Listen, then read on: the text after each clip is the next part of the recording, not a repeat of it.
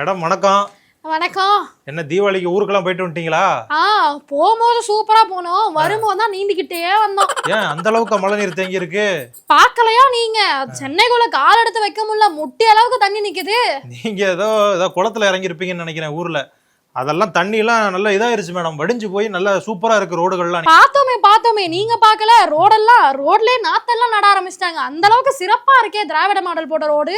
இல்லங்க, அதாவது போன ஆட்சி இருந்துச்சுல, அப்ப வந்து இந்த காங்கிரஸ்காரங்களாம் என்ன பண்ணாங்க தெரியுமா? எங்க கூட்டணி கட்சி, அதாவது ஏதாவது ரோட்ல சின்ன ஓட்டம் இருந்தாலும் வச்சுக்கோங்களேன், நாத்து நடும் போராட்டம், கோழி குண்டு விடும் போராட்டம் அப்படின்னு சொல்லிட்டு அந்த அரசுக்கு எதிராக நிறைய முன்னெடுப்புகள் எடுத்தாங்க.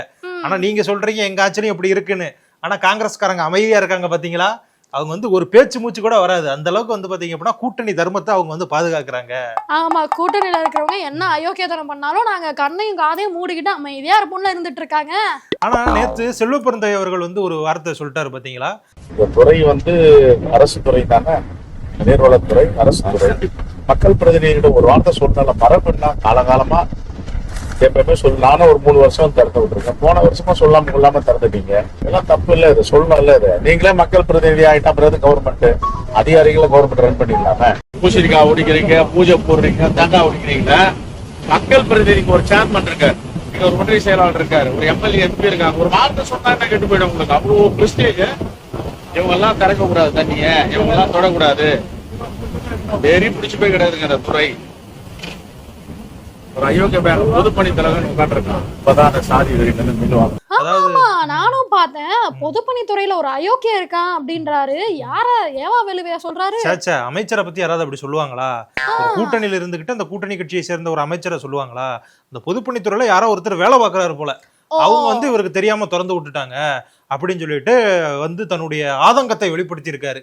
இதுக்கு மத்தவங்க என்ன சொல்றாங்க அப்படின்னா, பெருந்தலைவர் காமராஜரை குறித்து திருச்சி சிவா அவர்கள் பேசினாரு, அப்ப நீங்க வந்து எதுவும் வாய் திறக்கல. அதே மாதிரி செந்தில் பாலாஜி அவர்கள் வந்து காங்கிரஸ் கட்சியை சேர்ந்தவங்களை வந்து திமுகவுல இணைத்தாரு, அப்பயுமே நீங்க ஒன்னும் சொல்லல. ஆனா உங்களுக்கு ஒரு பிரச்சனை வரும்பொழுது நீங்க இப்படி பேசுறீங்களே, உங்களுக்கு வந்தா ரத்தம், அடுத்தவங்களுக்கு வந்தா தக்காளி சட்னி அப்படின்னு கேள்விகளை கேட்கறாங்க. எல்லா பிரச்சனைகளுக்கும் அவர் வந்து வாயை திறந்து பேசியிருந்தாருன்னு வச்சுக்கோங்களேன், இந்த மாதிரி ஒண்ணு வந்திருக்காது.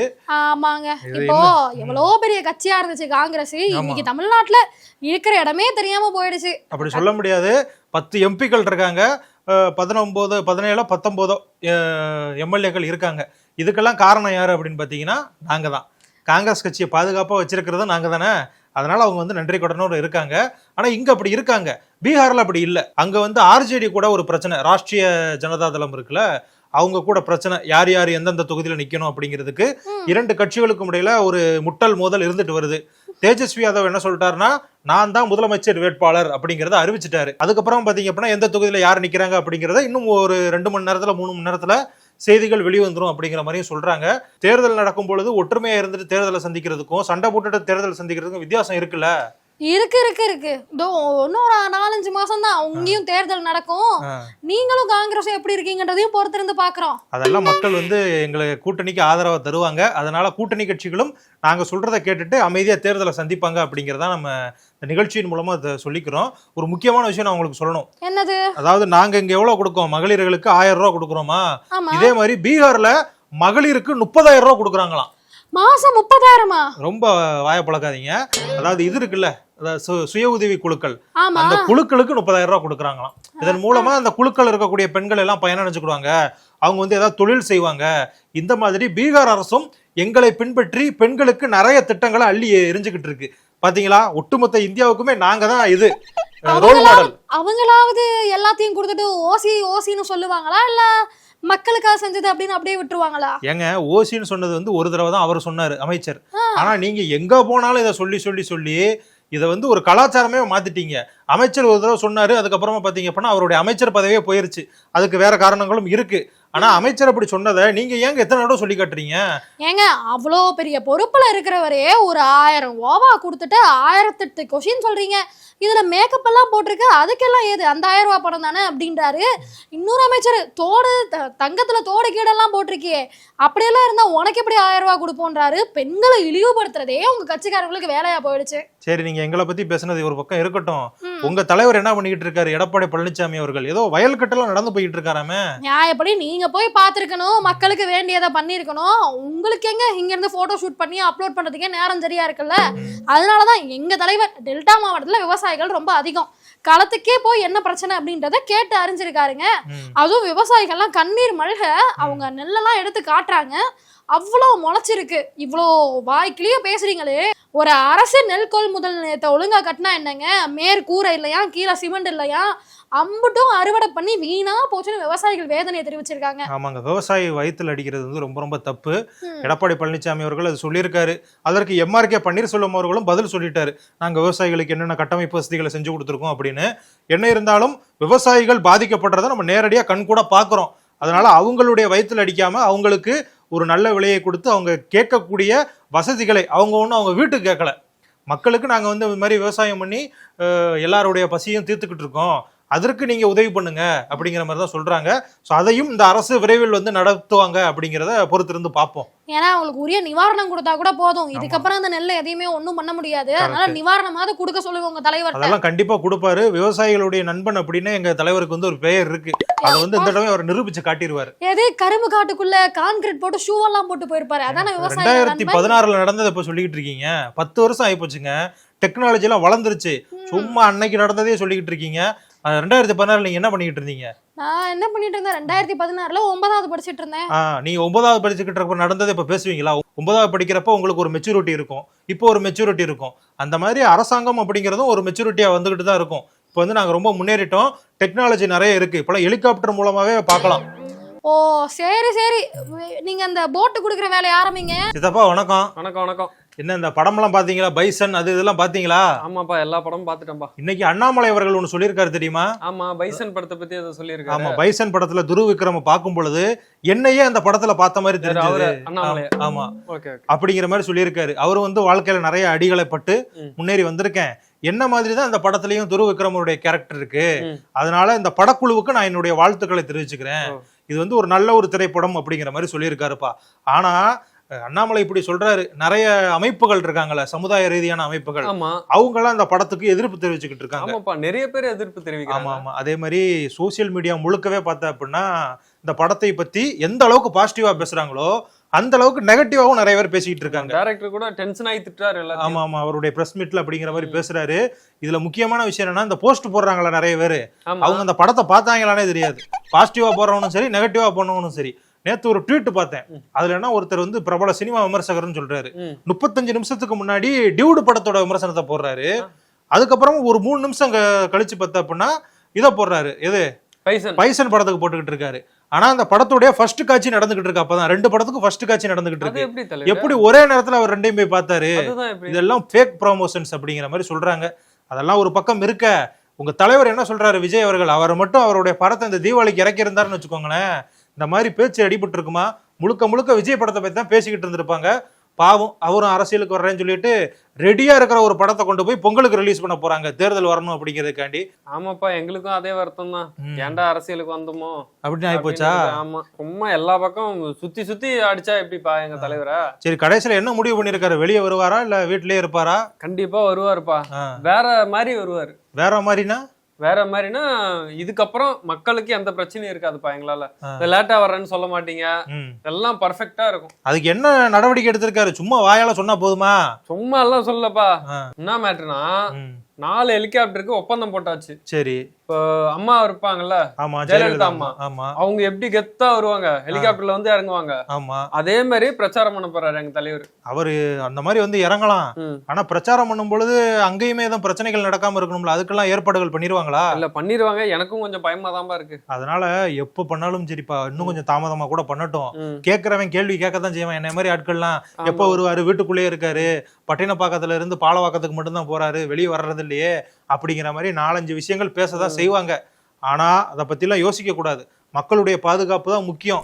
அப்புறம் உங்கால இந்த கோயில்லாம் பார்த்து பாரு. ஆமா, சேகர் பாபு அவர் என்ன சொல்லிக்கிறேன்னா எடப்பாடியை வந்து சாடி இருக்காரு. சாடி இருக்காரா? ஆமா. என்னப்பா சொல்ற? சாடின்னா என்ன பண்ணிருக்காரு?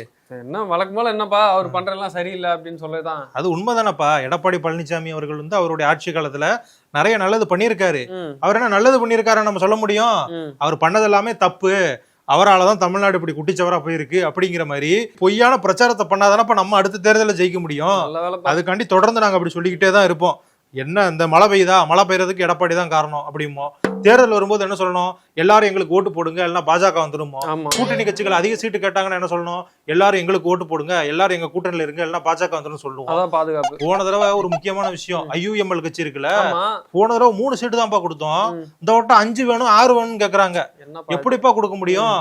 அதனால எல்லாத்திட்டையும் தெளிவா சொல்லியாச்சு, நீங்க வந்து எங்க கூட்டணிக்கு வந்துருங்க, இல்லன்னா பாஜக உள்ள வந்துரும். இந்த ஒரு டைலாக் வச்சு கூட்டணி பேச்சுவார்த்தையை முடிச்சிருவோம்.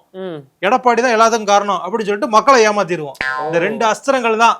இதை வச்சே நாங்க வந்து தேர்தலை வெட்டி பெற்றுவோம். பாது பீகார்ல எலெக்ஷன் வர போதுல. ஆமா, இந்தியா கூட்டணி வந்து அவங்களோட முதல்வர் வேட்பாளர் வந்து அறிவிச்சிட்டாங்க. இது வந்து நான் ஏற்கனவே நீ அங்க இருந்து ஒட்டு கேட்டுக்கிட்டு இருந்தேன். இந்த அச்சயா பிள்ளைட்ட அதை பத்தி நான் பேசிக்கிட்டு இருந்தேன். இப்ப நீ இதை வந்து சொல்ற அப்படின்னா ஏதாவது குதர்க்கமான கருத்து இல்லாம நீ சொல்ல மாட்டேன். டைரக்டா அதுக்கு வா, நம்ம பேசிடுவோம். இந்தியா கூட்டணி வந்து அவங்களோட சிஎம் கேண்டிடேட்டா அறிவிச்சிட்டாங்க. ஆனா பிஜேபின்னு அறிவிக்கல. அது காரணம் என்னன்னு தெரியுமா? அது என்னன்னா, ஜனநாயகமான கட்சி அப்படின்னு அவங்க சொல்லிக்குவாங்கப்பா. ஏன்னா அவங்க வந்து எம்எல்ஏக்களை தேர்ந்தெடுத்ததுக்கு அப்புறமா அந்த எம்எல்ஏக்கள்ல யாரு முதல்வர் பதவிக்கு தகுதியானவர் அப்படிங்கிறத தேர்ந்தெடுப்பாங்களாம். இதுதானே ஜனநாயகம். ஏன்னா வந்து வாரிசு அரசியல வந்து நாங்க வந்து பின்பற்றல. ஏன்னா யாரு வந்து கரெக்டா இருப்பா, எந்த ஒரு எம்எல்ஏ கேண்டிடேட் வந்து நல்லா ஆட்சி பண்ணுவாருன்னு தெரிஞ்சுக்கிட்டு அறிஞ்சிட்டு தான் வந்து அவர் வந்து முதல்வராகவே வேட்பாளராக அறிவிப்பாங்க, முதலமைச்சராகவும் ஆக்குவாங்க. எப்பா இப்ப இதுக்கு இப்படி சொல்றேன்ல, ஆனா பிரதமர் வேட்பாளர் அப்படின்னு 2014 இருந்து 2024 வரைக்கும் ஏன் தொடர்ந்து மோடி அவர்களே முன்னிறுத்துறாங்க? அதுல மட்டும் ஏன் பாரபட்சம் கட்டுறாங்க? ஏன்னா மோடி அவர்களோட ஆட்சி வந்து சிறந்த ஆட்சியா இருக்குது. கிரேட் எக்ஸாம்பிள் வந்து குஜராத்ல அவர் ஆட்சி பண்ண ஆட்சி தான். ஏன்னா குஜராத்தோட வளர்ச்சி வந்து ஒரு அதி தீவிரமான வளர்ச்சியா வந்து பார்க்கப்படுச்சு. அதனால வந்து அவர் வந்து பிரதமர் ஆக்குனாங்க. இப்பயும் நல்ல ஆட்சி போயிட்டு இருக்கு. சரி, நீ அப்படி சொல்ல வர்ற, அதனாலதான் அவரை பிரதமர் வேட்பாளராக போடுறாங்கன்னு சொல்ற. ஆமா, சரி, நான் இதை புரிஞ்சுக்கிறேன். இன்னைக்கு என்னப்பா நிறைய துக்க சம்பவங்களா இருக்கே. எங்க கட்சியினுடைய எம்எல்ஏவா இருக்கக்கூடிய சேந்தமங்கலம் எம்எல்ஏ அவர் வந்து உயிரிழந்துட்டாரு. அவருக்கு நிறைய அரசு மரியாதை எல்லாம் செய்யப்படுது. அதே மாதிரி இந்த சினிமாக்காரங்க யாரோ 2 பேர் இறந்துட்டாங்களாமே. நம்ம மியூசிக் டைரக்டர் தேவா சார் இருக்காருல்ல, அவரோட கூட பிறந்த தம்பி சபேஷ் அவரும் வந்து இறந்திருக்காரு. அது மட்டும் இல்லாம மறைந்த மனோரமா இருக்காங்கல்ல, நடிகை மனோரமா, அவனோட பையன் வந்து பூபதி அவர்களும் இறந்திருக்காங்க. ஆமா, அவருக்கு ஒரு 70 வயசு ஆகுது அப்படின்னாங்க, இவருக்கு ஒரு 68 வயசு ஆகுது. தேவா அவர்கள் ஒரு காலகட்டத்துல கானா கிங் அப்படின்னு சொல்லுவாங்க. கானா பாடல்கள் நிறைய பாடுவாரு, நிறைய இசையமைப்பாரு. அதுல நிறைய பாடல்களை சபேஷ் அவர்கள் வந்து பாடியிருக்காரு. குன்றத்துல கோயிலு கட்டி கும்மாளமா கும்மி அடிச்சு கொஞ்சம் கிளி போல வந்த அஞ்சல, அந்த பாட்டுலாம் அவர் தான்ப்பா பாடினது. இந்த மாதிரி அவருடைய இசையால நிறைய பேர் அவருக்கு ரசிகரா இருக்காங்க. பாவம், அவரும் இறந்துட்டாரு. இந்த இறந்து போன 3 நபர்களுக்கும் நம்ம சார்பாகவும் பேசு தமிழா பேசு பார்த்துக்கிட்டு இருக்காங்கல்ல அந்த சப்ஸ்கிரைபர்ஸ், பார்வையாளர்கள், அவங்க வாயிலாகவும் நம்ம வந்து இது பண்ணிக்கலாம், மௌன அஞ்சலியை தெரிவிச்சுக்கலாம். நீங்களும் சென்னை வந்து பல வருஷமாச்சு. ஆமா, வீடு எதுவும் வாங்குற ஐடியா இருக்கா? அதான் பாத்துக்கிட்டு இருக்கேன். அதாவது சென்னைக்கு மிக அருகில் இது செங்கல்பட்டு, விழுப்புரம் பக்கத்துல வந்து வாங்கலான் இருக்கேன். சூப்பர்ண்ணே. அந்த வாங்க போறீங்களா? ஆனா நான்லாம் சென்னையில வீடு வாங்க மாட்டேன். ஏன்? நான்லாம் வந்து இந்த பூமியில ஏதாச்சும் வீடு வாங்குவாங்களா? நான் என்னோட காலகட்டம்லாம் வந்து நான் வந்து நிலவுல வீடு வாங்கலான்னு இருக்கேன். நிலவுல வாங்க போறியா? என்னப்பா சொல்ற? என்ன, அமேசானோட ஓனர் யாருன்னு தெரியுமா? ஜெஃப் பெசோஸா? அவர் வந்து என்ன தெரியுமா சொல்லியிருக்காரு, 2045 வந்து நம்ம எல்லாரும் நிலவுக்கு போயிடுவோம். சோ மத்த கிரகத்தெல்லாம் வந்து ரோபோக்கள் வேலை பார்க்கும், நம்மள வந்து நிலாவிலையும் பூமியிலையும் அங்கங்க வந்து போயிட்டு இருப்போம், அந்த மாதிரி நடக்கும்ன்ற மாதிரி சொல்லிட்டு இருக்காரு. என்னப்பா இது, நிலாவுக்கு போறது மதுரைக்கு போற மாதிரி சொல்லிட்டு இருக்காரு. 2045 அந்த மாதிரி ஆயிடும்ன்றேன். அப்படியா? 20 வருஷங்கள் அவ்வளவு பெரிய வளர்ச்சி அடைஞ்சிருவோம்னு சொல்ற. ஆமா, பாப்போம். அப்பனா நீ வந்து சென்னையில வீடு வாங்க வேண்டாங்கிறியா? ஆமா, வாங்க வேணாம். எதுக்கு வாங்குறீங்க? இங்க கட்டுற இன்வெஸ்ட்மெண்ட் வந்து அங்க போடுங்க, அவ்வளவுதான். சரிப்பா, நம்ம வந்து யோசிச்சு முடிவெடுப்போம். இது வந்து நம்ப முடியாது. ஏன்னா விஞ்ஞானம் வந்து ஆப்போசிட்டாகவும் போகும், பாசிட்டிவாகவும் போகும். அதனால இதெல்லாம் பொறுத்திருந்து ஆலோசனை பண்ணுவோம். வேற என்ன செய்தி? அமேசானோட ஓனர் வந்து இப்படி சொல்றாரு. அமெரிக்காவோட பிரசிடென்ட் என்ன சொல்றாரு? யாரு? ட்ரம்ப். Donald Trump. அவன் என்ன சொல்றாருன்னா, நம்ம வந்து ரஷ்யா கிட்ட இருந்து எண்ணெய் வாங்கிட்டு இருக்கோம், அந்த எண்ணெய் வாங்குறத வந்து இந்த வருஷத்துக்குள்ளே வந்து நிப்பாட்ட போறோம்ன்ற மாதிரி ட்ரம்ப் அவர்கள் சொல்றாரு. அப்படியா? அவர் சொல்லுவாருப்பா, அவர் 1008 சொல்றாரு. என்னங்க, ஒரு அமெரிக்காவோட பிரசிடென்ட் எவ்வளவு பெரிய பொறுப்பு. அதெல்லாம் ஒரு காலகட்டத்துல அமெரிக்காவோட பிரசிடென்டா பெரிய ஆளு அப்படிங்கிற மாதிரி சொல்லிட்டு இருந்தாங்க. இப்பெல்லாம் எல்லாமே டம்மி ஆயிட்டாங்கப்பா. ட்ரம்ப் அவர்கள் வந்த முதல் நாள் என்ன தெரியுமா சொன்னாரு? நான் வந்து அதிபராக ஆனேன் என்றால் உலகத்துல இருக்கக்கூடிய எல்லா போர்களையும் நிப்பாட்டுவேன், முதலில் ரஷ்யா அப்புறமா உக்ரைன் போரை நிப்பாட்டுவேன் அப்படின்னாரு. அவர் வந்து 10 மாசம் ஆயிடுச்சு, இன்னும் ஒண்ணு கூட பண்ணல. ஹங்கேரியில வந்து ஒரு மீட்டிங் நடக்கிறதா இருந்தது. யாருக்கு? ட்ரம்ப் அவர்களுக்கும் புட்டின் அவர்களுக்கும், இந்த போரை வந்து நிறுத்துவது தொடர்பாக. ஆனா ரஷ்யா வந்து எந்த ஒரு நடவடிக்கையும் எடுக்கல, ரஷ்யா வந்து போரை நிப்பாட்டுறதுக்கான அறிகுறியே காட்டல. அப்படிங்கிறதுனால அந்த பயணத்தையே ட்ரம்ப் வந்து ரத்து பண்ணிட்டாரு. இதுல இன்னொரு முக்கியமான விஷயம் என்னன்னா, இஸ்ரேல் காசா இருக்குல்ல, ஆமா இஸ்ரேல் காசால இருக்கும் பொழுது எங்களுடைய பாதுகாப்பு எல்லைகளுக்குள்ள யாரும் வரக்கூடாது, எங்களுடைய பாதுகாப்பு எல்லைகளை நாங்கள் தான் தீர்மானிப்போம் அப்படின்னு சொல்லிட்டு இஸ்ரேல் சொல்லியிருக்கு. யாரு முன்னாடி தெரியுமா? அமெரிக்காவின் துணை அதிபரான ஜேடி வான்ஸ் முன்னாடி வச்சு சொல்லியிருக்காங்க. இப்ப என்ன சொல்றாங்கன்னா, அமெரிக்கா சொல்றதை நாங்க கேட்க தயாரா இல்ல, எங்களுடைய பாதுகாப்புக்கு நாங்க என்ன வேணாலும் பண்ணுவோம் அப்படின்னு சொல்லிட்டு இஸ்ரேல் சொல்லுது. அப்படி இருக்கும் பொழுது நம்ம தான்ப்பா ஒரு சிலர் உங்களை மாதிரி அரசியல் முதிர்ச்சி இல்லாதவங்க தான் ட்ரம்ப் பெரிய ஆளு, அவர் வந்து எல்லாத்தையும் நட்டமா டிப்பாட்டிடுவாரு அப்படிங்கிற மாதிரி சொல்லிக்கிட்டு இதையும் போய் தான் சொல்றாங்கன்னு சொல்றீங்களா? போய் தான்ப்பா. டூர் போக நீங்க ரெடியா? Family tour, solo tour, adventure tour, group tour, office tour, school tour, honeymoon எந்த ட்ரிப்பா இருந்தாலும் ஃபேமஸ் ஸ்டார் டூரிசம் ஈஸியா அரேஞ்ச் பண்ணி தராங்க. Best packages, excellent service and full jolly experience க்கு guarantee. So எதுக்கு வெயிட்டிங்? ஃபேமஸ் ஸ்டார் டூரிசம் இப்பவே contact பண்ணுங்க.